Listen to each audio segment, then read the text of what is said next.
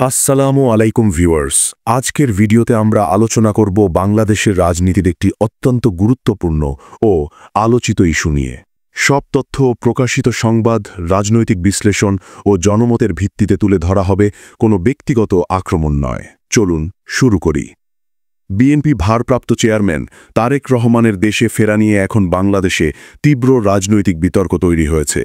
বেগম খালেদা জিয়ার গুরুতর অসুস্থতা এবং সরকার পতনের 15 মাস পরেও তিনি দেশে ফিরছেন না, এই প্রশ্ন জনমনে আরও জোরালো হচ্ছে। 1 ডিসেম্বর সোমবার নির্বাচন কমিশনের সিনিয়র সচিব আক্তার আহমেদ জানান, তারেক রহমান এখনও ভোটার হননি, তবে তিনি আবেদন করলে আগামী জাতীয় নির্বাচনে ভোট দিতে পারবেন, প্রার্থীও হতে পারবেন। বিষয়টি আরও জটিল হয়ে ওঠে যখন তারেক রহমান নিজেই সোশ্যাল মিডিয়ায় জানান, দেশে ফেরার সিদ্ধান্ত তার একার নয়। এই বক্তব্যের পর নতুন প্রশ্ন উঠে, তাহলে সিদ্ধান্ত কার?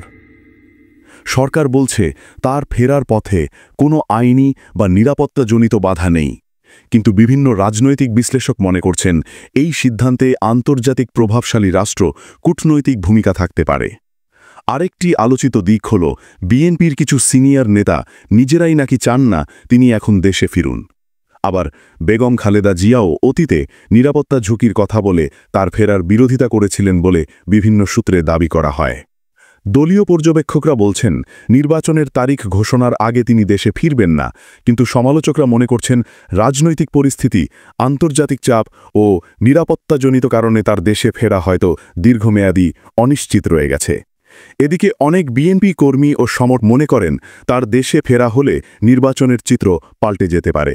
সোশ্যাল মিডিয়ায় বিতর্ক চলছে, তারেক রহমান কি সাহসী রাজনৈতিক নেতা, নাকি নিজের নিরাপত্তাকে দেশের রাজনীতির চেয়ে বেশি গুরুত্ব দিচ্ছেন? তবে সামগ্রিক বিশ্লেষণে দেখা যাচ্ছে আন্তর্জাতিক প্রভাব, দলীয় জটিলতা এবং ব্যক্তিগত নিরাপত্তা, এই 3 কারণেই তার দেশে ফেরা এখনও অনিশ্চিত রয়ে গেছে। এই পুরো ঘটনাটি আপনি কিভাবে দেখছেন?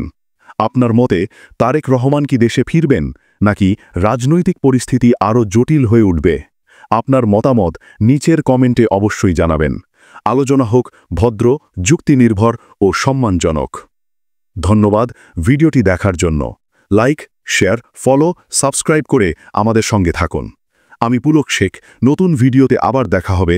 আসসালামু আলাইকুম।